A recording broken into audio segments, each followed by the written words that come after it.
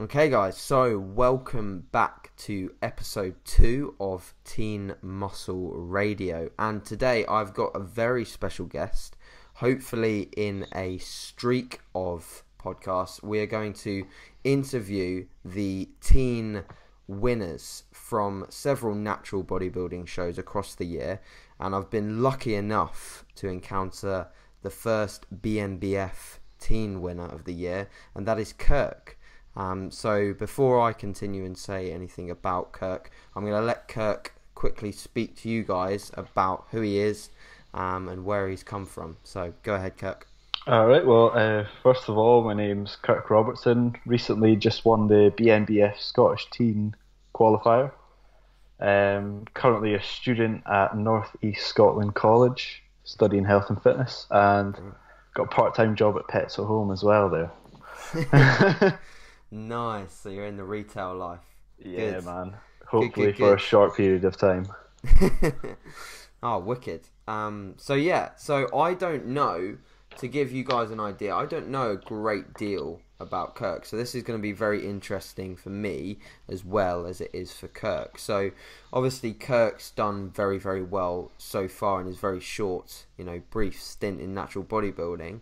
And he's made an impact, so much so that I've obviously noticed him, and his social media will probably grow as a result. So it's definitely good to interview guys that are coming up, and I hope that you guys will basically gain from this how you can start getting into bodybuilding and the different routes that you need to do in order to basically get to the top, like Kirk's done. He's won his first show, which is awesome. Okay, so first thing we're going to talk about is basically, I want to know how things started. So literally, how did you get into the gym, and where did the initial drive come from? How did things start? Basically started, I'm not sure if you have these down in England, but free periods at school. Okay. Do you get study periods and stuff like that? Yeah. Yeah. Started in 5th year, so it's basically the second last year of high school. Okay.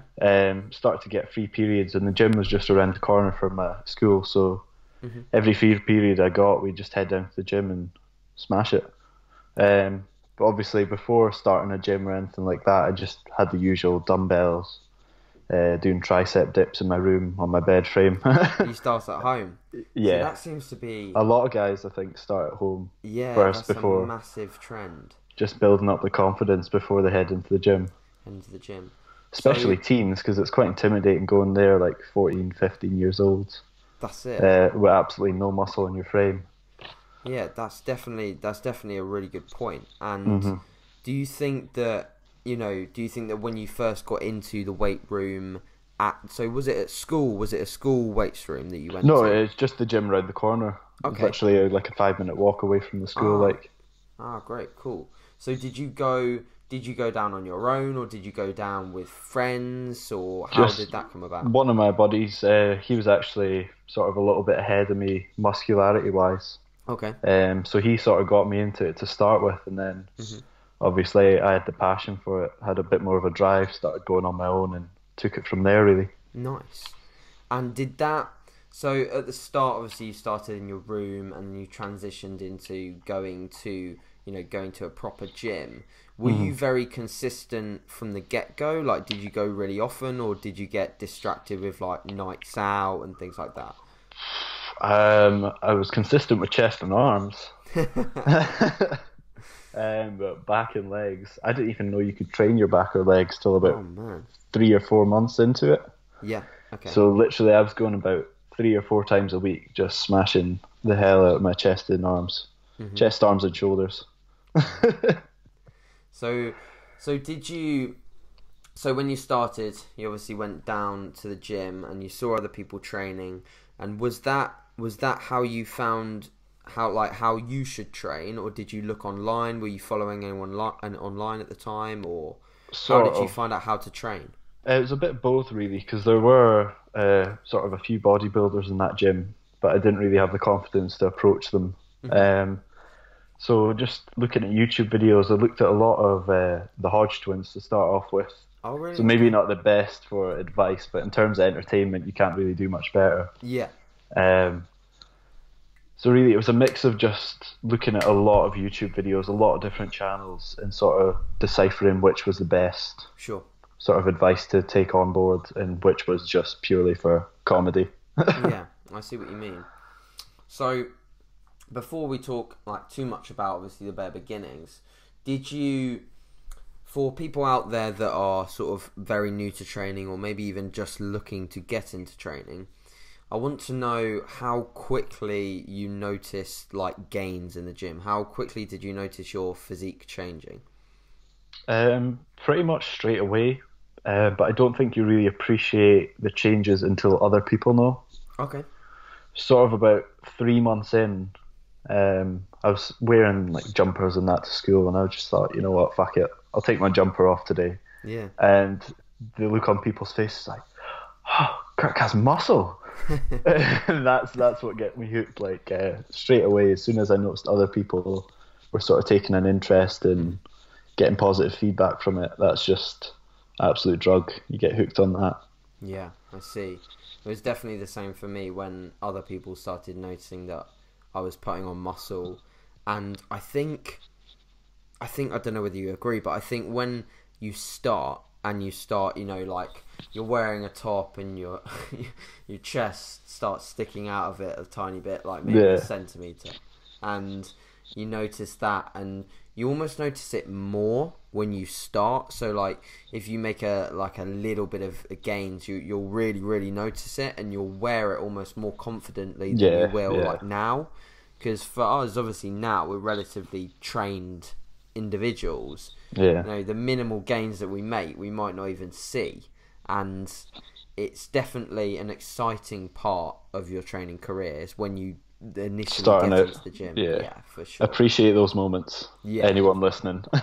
Definitely appreciate the gains that you make at the start. Cool. So that's really good. That's definitely a really good start in terms of where you started and how you got into things. One thing I do want to know also before we move on is, were you initially doing like training at the gym? Were you initially going to change your physique, or were you training for a sport? Like, did you play any sports at school or college? I've always really done sport, swimming, football, basketball, stuff like that. Okay. I always competed in different sports and stuff like that, but when I started going to the gym, it was really just changing your physique, really. That's the main goal. Bro, that's definitely that's a different thing to, obviously, we had Jonah on the podcast, and he was discussing how it's for track and field. For me personally, it was for my motorsport. So it's interesting to hear someone that directly went straight to the gym in order to improve their physique, and it's obviously shown because you've had some very good element of chasing the physique from the start, which is why, you know, at 18 you're able to have the physique that you do. So that's very, very impressive. Cool. So moving on, guys. Obviously, Kirk, this is your first year of competing, correct? Yeah. So what I'd really like people to get from this is, how did you get into competing? So at what point during this, you know, transitioning from the tricep dips in the room to the college gym with the friends, at which point did you think, okay, bodybuilding is something that I really want to do? Like, when did that happen? I was just scrolling on Instagram, as you do. Yeah. And I'm sure you know this person as well, Damian Harrier. Oh, okay. Yeah, sure. As soon as I seen his Instagram and sort of the people that were competing in his class that year, Stephen McDonald's another great up-and-coming bodybuilder. He just won the juniors at the Scottish this year. Same show I did. As soon as I saw their Instagrams and the video of Damian winning the Scottish teen class, that was me. We're talking like 2013, aren't we? Yeah, 2013, that was the qualifier he won. Yeah, as soon as I seen that, that's when I went to compete. Wow, okay. Yeah. So was like Damian a friend at this point, or did you just come across his profile randomly? I wouldn't say he's much of a friend at that point. I was his fan, a follower. Yeah. To be fair, I was a fan of Damian, so I probably still am a fan of Damian.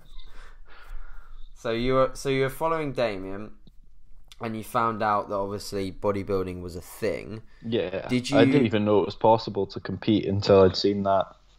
Yeah, and I Yeah, was the same. I was exactly the same. So I didn't even know like bodybuilding was like a but sort of a yeah. thing until I saw people competing and obviously getting on stage, and I definitely didn't know about the natural scene. So did you know immediately that obviously the people that you saw on Instagram were competing in a natural federation? Did you know that the BMBF was like a natural federation or?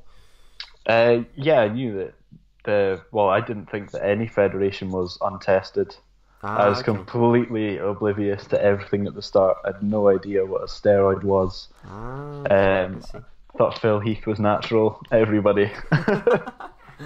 I think everyone That wishes. shows the beginner knowledge right there. Yeah, I think I was the same. Like I was arguing that people were natural when they clearly weren't. Yeah.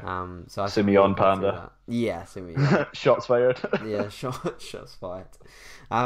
So yeah, I think honestly that's how a lot of people find it now. Is obviously social media, and I was following Matt Ogus for a long time, and that's how I found about natural bodybuilding. So yeah, so you found Damian's profile, and then how, like, obviously you had a massive gap from 2013 to deciding to compete in 2016. Yeah. Now, obviously, was the main reason for that? Did you think that you needed more muscle, or did you think you wanted to wait like a little bit until you were older? Like, how did that To be length of time honest, go? I wanted to compete in 2014 and 15. Wow. Okay. I had no idea sort of the standard I'd need to be, and Okay. along the way, I'd sort of like look on Instagram, look on Twitter, things like that for BMBF, and find someone that I'd be up against, Mhm. and I'd shut it down, sort of maybe a couple of weeks into prep Oh with wow. that. So it was a confidence thing that I didn't compete Okay. in 2013-14, Wow. but I Okay. started an off season with Damian in early 15. Wow. Okay. And that's when we started to build upon it and really sort of bring balance to my physique, add a little bit more mass, and sort of bring someone that could win the title. Because that's what I really wanted to start with. Like, if I'm going in for a title, I want to be in with a chance of winning it. You Yeah. know, I don't have to win it, but I'd like to have a sort of shot at it. Solid shot, Yeah. and that obviously paid off. So, would your recommendation be for the competitors out there that maybe think I'm not quite ready yet? Would it be spend time building muscle, spend time in a calorie surplus, and Spend time enjoying life.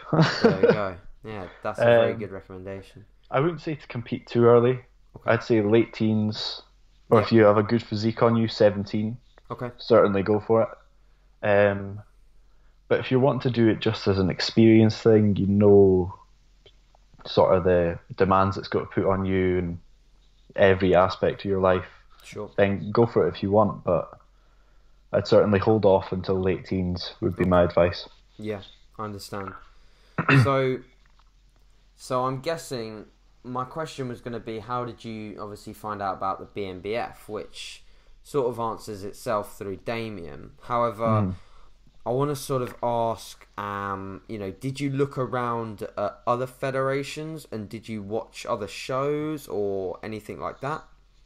The only bodybuilding show I've been to was the BMVF Scottish last year. Okay, well, nice. I went down to just check that out, but I did have an idea sort of the other federations there is. I think the only other competition in Scotland is UK drug free. Okay, yeah. Sorry. That's alright. But yeah, just from the off start, it was BNDF for me, sort of thing. Cool. And what would you say is a great, like, what would you say is good? Obviously, we spoke about the BMBF before, and we're both in agreement that it's an awesome federation. What would you say in terms of a teenage competitor looking to compete in an actual federation? What would you say is good about the BMBF, and what do they do well? And how was your first experience at a bodybuilding show on stage as a teen? Like, how would Unreal. you say it was? Unreal. Particularly with the BNBF, I don't know if other federations do that, but they treat you like an athlete. I totally agree. Sort of, you're not treated as if, oh, he's just a teen, like we'll skimp on doing his glaze and stuff like that. It is sort of very professionally done. Yeah. I'd say I'm in total agreement with that. I'd say the stage lighting, the way you're treated backstage, and the way sound quality, everything is just bagging. So if you really, want to feel like $1 million the first time you compete, the BMVF is definitely 100%, great federation to choose. So yeah, brilliant. So we've got to the point, obviously, where you've decided to compete now, and I really do want to get people who's listening to this to understand what it's like to go through a competition prep. And your prep has obviously been very successful. You've reached the end and you've won the qualifier, which for a lot of people is something they might not ever do in their bodybuilding career. So you've done extremely well. So I want to know, sort of, initially, I want to know what sort of changed as a result of you going from, you went through a gaining phase with Damian, your coach. What was sort of the initial things that changed in order for you to go on to this thing called a competition prep? A lot of different things changed. Pretty much, there's not going to be any aspect of your life that doesn't sort of have a knock-on effect. Okay. Well, I'll start with the dietary changes. When I started my prep, I sort of abused the cheat meals that I was given with Damian. Okay. So I was going pretty heavy on those, and I managed to get up to 87.5 kilos. Okay. On stage, I was 68, as I said. Wow. So I had to cut a fair bit, yeah. So pretty much cheat meals were cut as soon as Damian found out that I was that weight. Okay. And from there, it was just sort of minimal changes of the bro foods that I was eating. Sure, that's fine. So it's sort of oats, sweet potato, chicken, stuff like that. And the overall calories, like macros, were changed like on a weekly basis? Yeah, just small cuts at a time. Sort of no more than 100 calories, I'd say, each week. Cool. So just really slow and controlled from about 22 weeks out. And did you find like the initial changes hard, or did you find the transition to sort of cutting out the bad foods, cutting out the cheat meals, did you find that like relatively comfortable? How was the transition? I think it needs to be treated like any sort of addiction. Like, see, if you try and quit smoking, for the first couple of weeks, it's going to be hell, like hellish. But after that, you'll hear that people don't really get cravings. It's only like when they're triggered by someone. So for the first couple of weeks, it was hell. It was all I was thinking about, just a big ass pizza or some fries or something like that. Yeah. But then after that, when I wasn't around food, I wasn't really craving anything. It was just sort of when I was around people eating normal food, not out of Tupperware. I was thinking, man, I wish I could do that. Wish I could get some Krispy Kremes right now. I know those feelings. I think one of the most overlooked things is the way that you are going to be surrounded by people that are eating foods that you just can't simply. Especially as a teen, it's just a part of life. Yeah, definitely. I think that's a good point. So it's something I'm going to lead on to now, which is asking you. You said you're studying at the moment, correct? Yeah. So how would you say, I'm sure my initial prep as well, so I'm interested to know the answer to this. My initial prep was done part of the time I was at college, before obviously I left, and then I continued the rest of the prep in part-time job. So very much like you, I was in retail, and it was difficult. Like at college, it was really difficult to get the work done, concentrate on the work, and also for me personally, it was really about like explaining to the people that I was around like what I was actually doing. Yeah. Because teens just don't understand. Yeah. That's so dry. Yeah. I can't believe you can eat that. Exactly. I can do that. Yeah, exactly. Dude, give me a break. So what would you say in terms of like what's helped you like get through that, and is there anything that you've particularly done as a result? Like you've been in college, and like how's it been? Like describe to me how prepping for your show has been at college. I'm going to quote Craig Green here. Yeah. Proper preparation prevents poor performance. Mm-hmm. So prep your meals the night before. Get them in the fridge. I even weigh out my oats. I get every supplement that I'm taking in a little bag, any pill, any powder, ready to go. So that when I wake up, I don't have to look at a scale. Because that's one thing, weighing out your food like every meal, it's just not doable. So get everything weighed out, set for the next day, and you'll be golden. So prepare meals, and obviously get that routine together so that you're able to, just continue this sort of like consistency. Would you say consistency is one of the biggest factors in terms of like making sure you just stay on track? Yeah, 100%. Cool. And it also gives you the time to do other stuff with your day. Yeah, for sure. Sort of not weighing out foods and stuff like that. That could take up like an hour and a half. Yeah. Sort of if you're doing that every couple hours. For sure. So with your training, so you train very hard. How many times a week are you training at the moment? What does your training look like? Well, right before the show, I was training 6 times a week. Okay. So I was doing legs, 2 push days, 2 arm days, and a back day. Nice. Because my arms got quite long limbs. Okay. So I really have to focus on my arms. Like they're probably my weakest point on stage, sure. as well as my chest and shoulders. So I really had to bring that arm up sort of during the prep as well. I see what you mean. So how did that all fit in? So training 6 times a week, how did that fit in with college? Was it difficult? Were you training late at night or early in the morning? Anytime I could, man. Yeah. Basically, I'd fit in training when I wasn't at college or when I wasn't working. Okay. And I'd just try and get all my meals in between. Sort of asking the boss to give me an extra break here and there to fit food in. I mean, it's hard, and you sound like an idiot when you do it, but you need to do it if you're wanting to compete. Like, you need to be like making sure you're getting your meals in. 100%. Yeah. What would you say was like what would you say was the biggest thing that changed for you coming away from a very relaxed off season and going into a prep? What would you say that was like the biggest thing that affected your work or your college life? Like what was the biggest impact that it had? Irritability. Yeah. Yeah. My moods were pretty bad during sort of from about 10 weeks out. Calories start to get a little bit lower. Fats are really low. Yeah.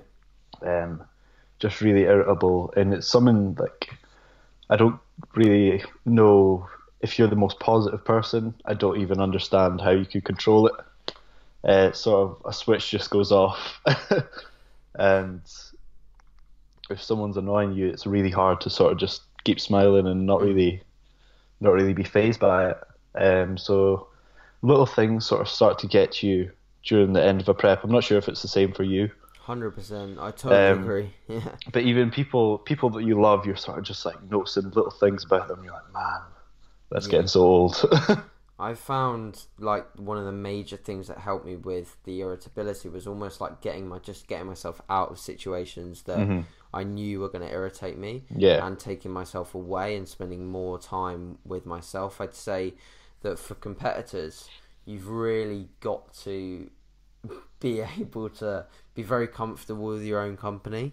Yeah. Because that's almost like you're spending a lot of time in the gym, you're spending a lot of time with yourself. And cardio.100%. You might actually end up annoying the people that you're closest with. But obviously a major factor is just trying to maintain as many relationships as you can, because people are going to be around forever. A bodybuilding show is just one day. So I think that's very important to note. To any teens out there, you one tip that I'd have is really get your affairs in order before you start prepping in every aspect of your life. Just make sure you've got your shit together before you start it. Mate, that's a massive, massive pro tip. And I made a video, like you can scroll back through, if you're watching this or listening to this on YouTube, you can scroll back through my videos and you can watch one from January which said, should you compete in bodybuilding? And one of my massive points was you need to have a secure job, or you need to be in some place of work where you feel comfortable, where you don't think that you're going to be out and in all the time. And also with relationships as well, like it's massively important to have that stability, because the last thing you want is something to go on with, a girlfriend or, someone who's very important to you during a prep, because everything is almost, would you agree, like everything is almost like exaggerated during a contest prep phase? Yeah, a lot of stress on a relationship as well. I've been with my girlfriend for about 3 years going on now. Wow. So we already had a pretty sort of strong bond going into it. Yeah. But if you're in a new relationship and you want to keep that person around, do not prep. No, definitely not. 100%. I totally agree with that. So, in regards to moving forward, have you got, what, like when you're studying at college, have you got like any plans to, like, what do you want to do moving forward? Do you want to obviously like personal train or get into fitness, or what's the plan moving forward for Kirk? What's going on? Moving forward, I've got college is finishing next week. Okay. So with that, I get my HND in health and fitness and my reps level 3. Brilliant. So be a fully qualified personal trainer. So that's really what I'm looking towards going into.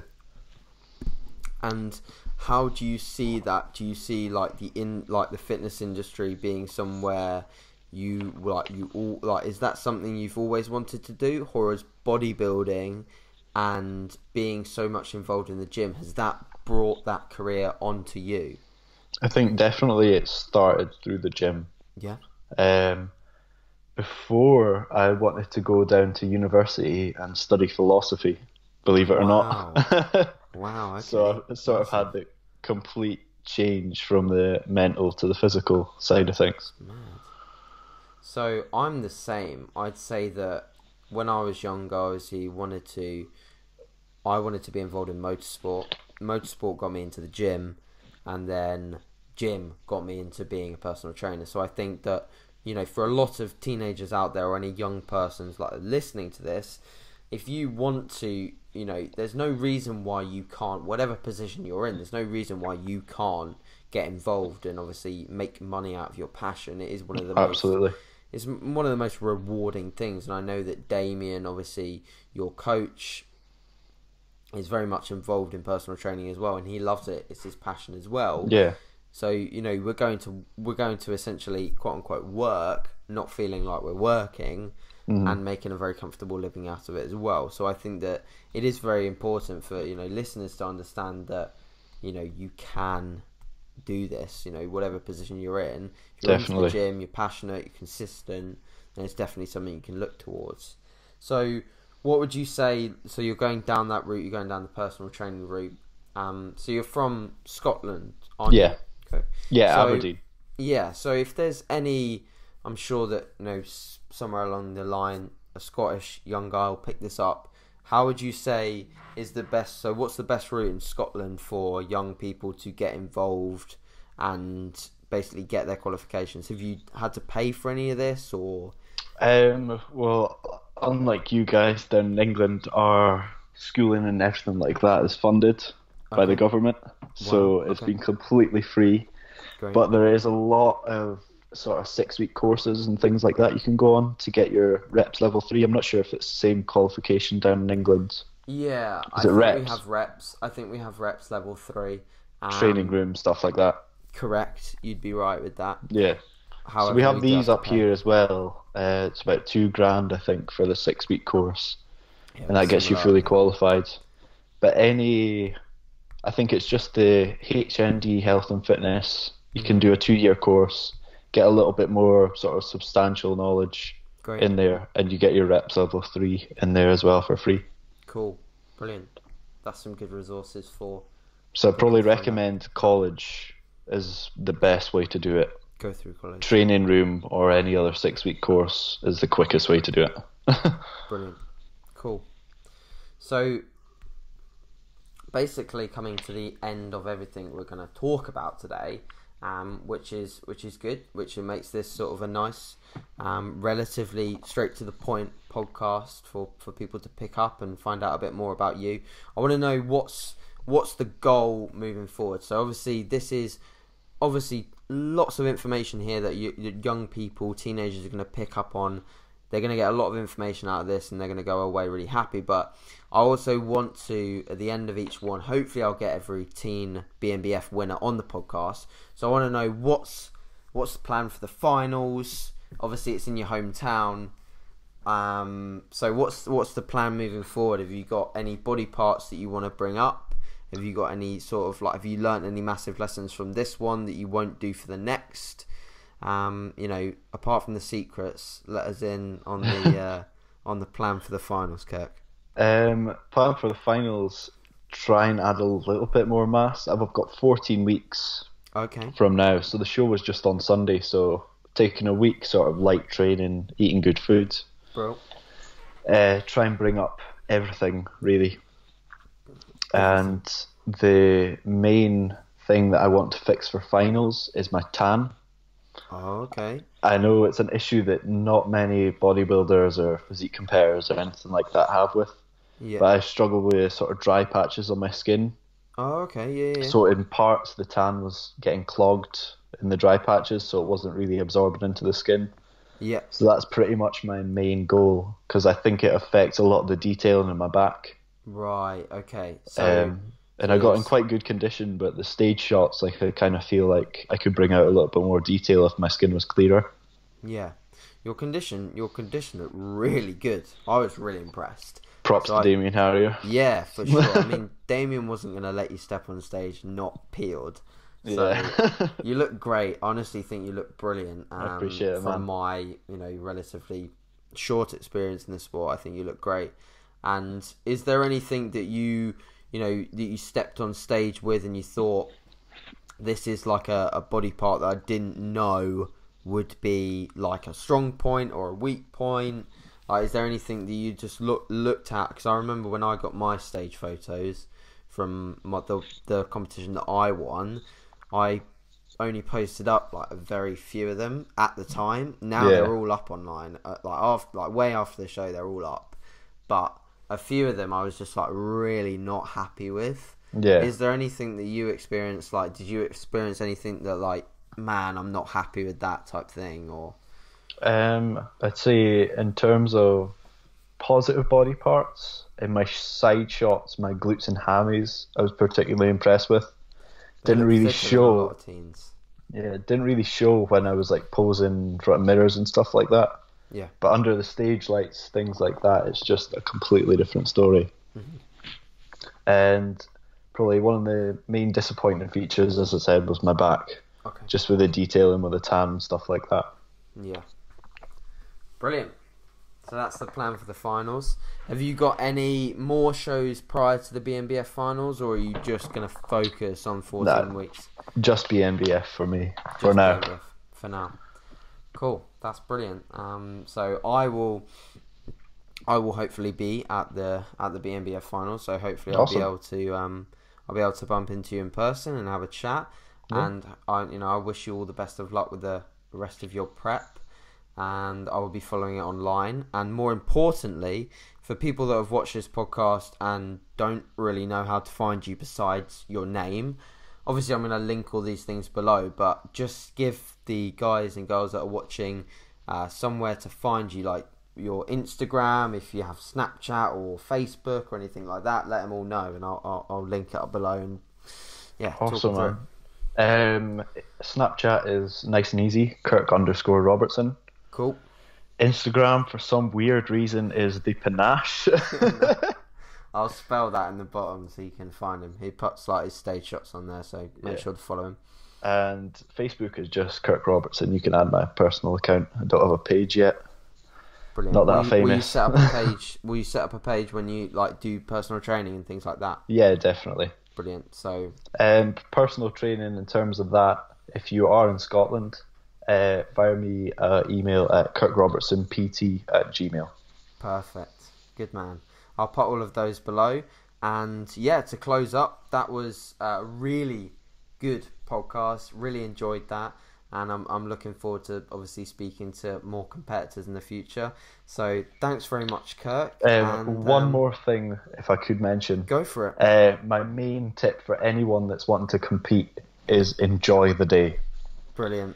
Enjoy it. Don't be stressed out because your physique can go to shit really quickly if you stress. Just enjoy it and don't go in with any expectations of winning or anything like that. Because once you're on the stage, the nerves will go. I know it sounds weird, but they'll just disappear and you'll enjoy it. Just embrace it. That's your pro tip. And 100%. We're going to call it there. So thanks very much, guys, for watching. And we will see you in the next one. Over and out. You fire me a message just saying, yeah, you've got your water and everything. I was just like, yeah. And then I looked down when my voice started getting so I was like, where's the water? Bruh.